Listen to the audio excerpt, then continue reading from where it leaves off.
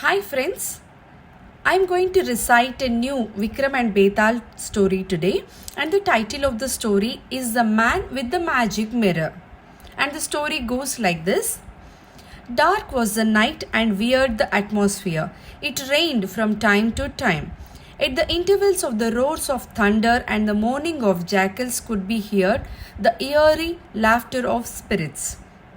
Flashes of lightning showed fearful faces, but King Vikram swerved not. He climbed the ancient tree once again and brought the corpse down.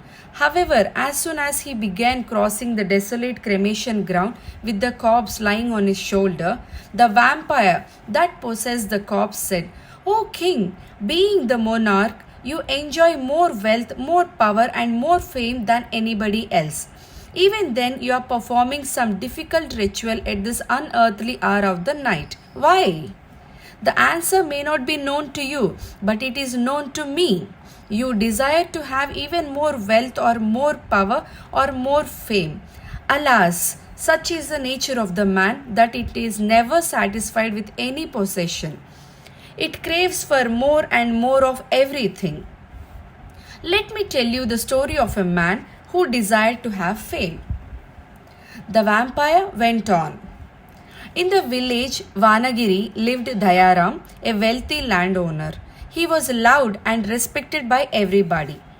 It was because he was kind to all.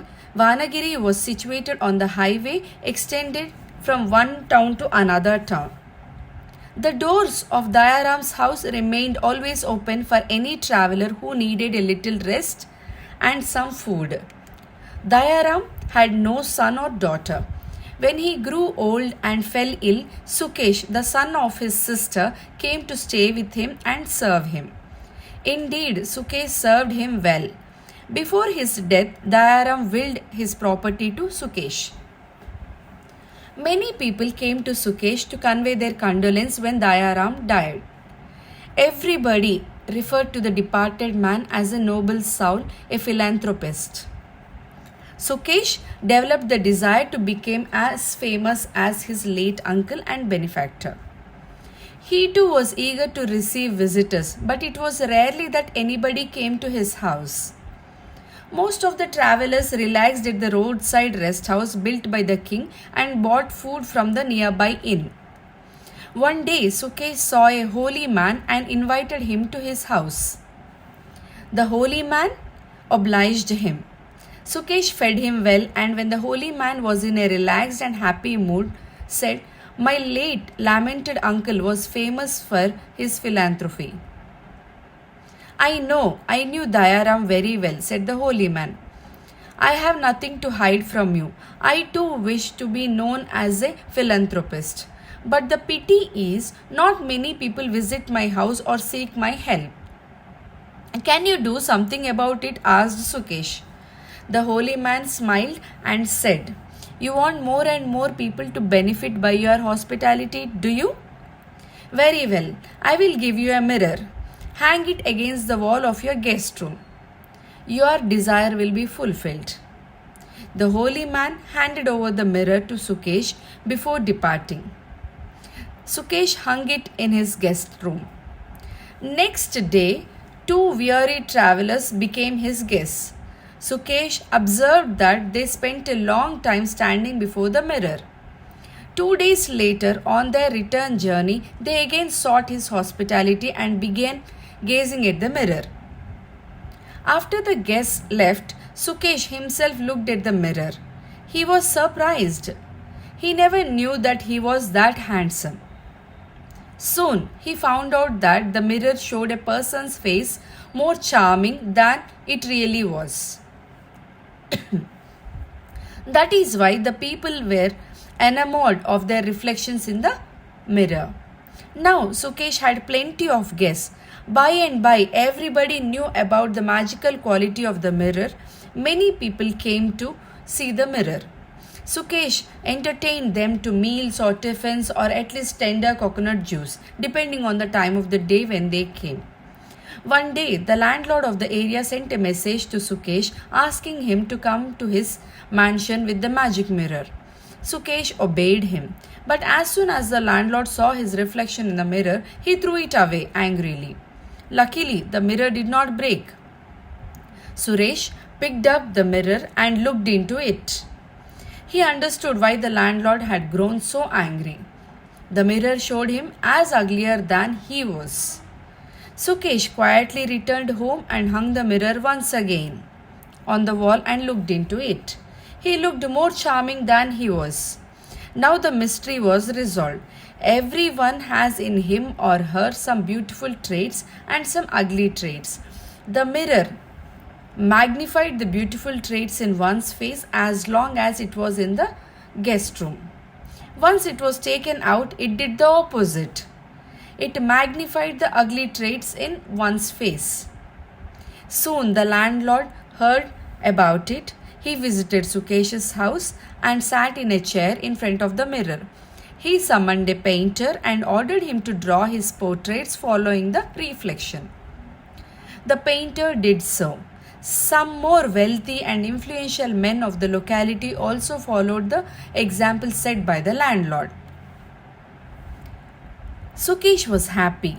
He was sure that people must be referring to him as a great philanthropist or as a generous man, for he never let anybody leave his house without feeding him. Once it became necessary for Sukesh to visit the capital of the kingdom. He feared that in his absence the magic mirror may be stolen, so he carried it with him. It was evening when he reached the capital. He did not know anybody there. He asked a town dweller where he could find a shelter for the night. "Where from do you come?" asked the gentleman. "From Vanagiri," replied Sukesh.